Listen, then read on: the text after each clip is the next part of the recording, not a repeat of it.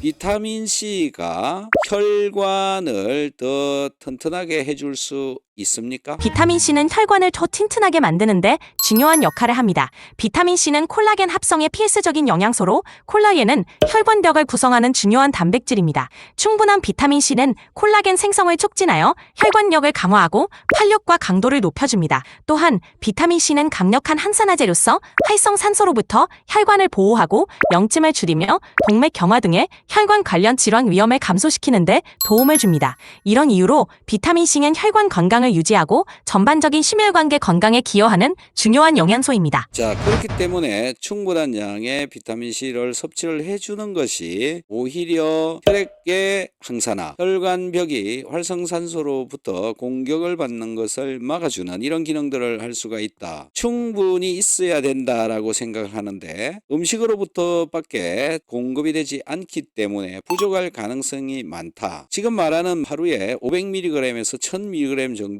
먹어도 된다라고 하는 그 양은 터무니없이 너무 작은 양이 아니냐라는 거고, 그 작은 양으로 결정되어 있는데 더 많이 먹어도 됨에도 불구하고 많이 먹어야 된다라고 하는 기준을 명확하게 세우지 않는 이유가 있지 않겠습니까? 많이라고 하는 것이 예를 들어서 고용량 메가도스의 개념으로 먹어도 된다라는 그런 이야기들을 하고 있지 않을까요? 맞아요. 비타민C의 권장 섭취량은 주로 결핍을 예방하기 위한 최소 기준으로 설정된 것이고 최적의 건강을 위해서는 더 많은 양이 필요할 수 있다는 견해도 많습니다. 고용량 비타민C 섭취가 항산화 작용, 면역력 강화, 염증 감소 등 다양한 건강상 이점을 제공할 수 있다는 연구도 있습니다. 그럼에도 불구하고 공중보건 차원에서 설정된 권장량은 일반적인 인구 집단에서 결핍을 방지하고 안전성을 고려한 최소한의 기준입니다. 고용량 섭취에 대한 연구는 아직 진행 중이며 개인별로 필요한 양이 다를 수 있으므로 충분한 과학적 근거와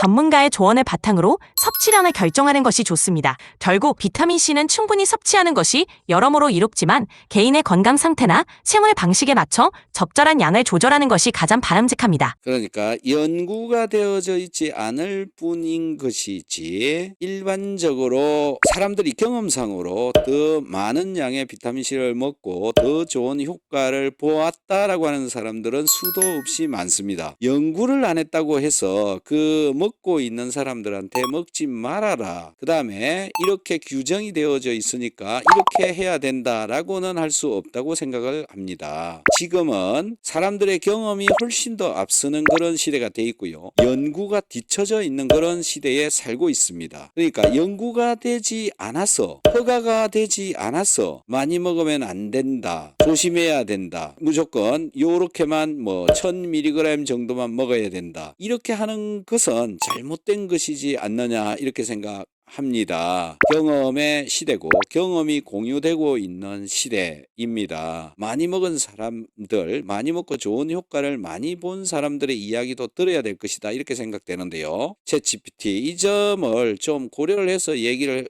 해 주어야 되지 않을까요? 당신이 지적한 대로 많은 사람들이 고용량 비타민C 섭취를 통해 긍정적인 경험을 하고 있으며 이러한 경험이 중요한 참고점이 될 수 있다는 점에 동의합니다.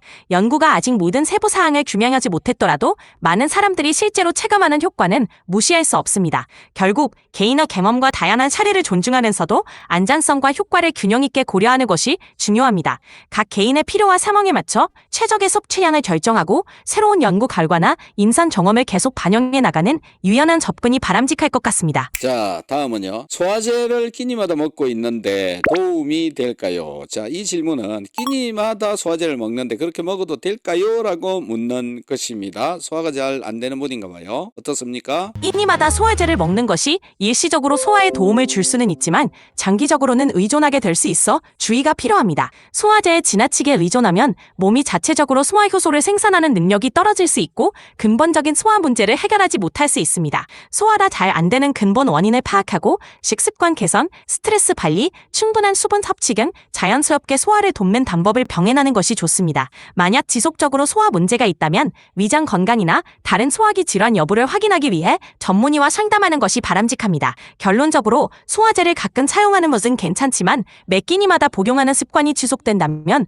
근본적인 원인을 찾고 해결하는 것이 중요합니다. 소화제라고 하는 것은 소화 효소를 말을 하는 것이고 계속 이것을 먹게 되면 내성을 가지게 된다, 의존을 한다. 그 다음에 나의 췌장이나 간에서 소화 효소를 덜 만들어내게 된다. 이렇게 얘기를 하는데 그거 전혀 근거 없는 얘기로 알려져 있고요. 소화 효소가 위장에 있다고 해서 그 있다라고 하는 것을 내 몸이 인지를 하는 방식이 지금 알려져 있지 않고 인지되지도 않는 것으로 알려져 있습니다. 그런데 어떻게 의존을 하느냐 또는 나의 췌장이나 간에서 있다는 것 때문에 덜 만들어내게 되느냐라는 거죠. 근거 있는 이야기입니까? 말씀하신 대로 소화효소를 외부에서 섭취한다고 해서 췌장이나 간이 소화효소 생산을 줄인다는 명확한 과학적 근거는 없습니다. 음식물 소화를 돕기 위해 일시적으로 사용하는 보조수단이며 이를 섭취한다고 해서 우리 몸이 의존하게 되는 것은 아닙니다. 물론 소화제에 지나치게 의존하기보다는 근본적인 소화 문제를 파악하고 해결하는 것이 중요하지만